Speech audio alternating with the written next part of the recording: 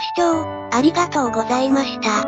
ストレス社会と言われる昨今、少しでも視聴者の方の心の癒しとなるようなお話をお届けできるよう、心がけております。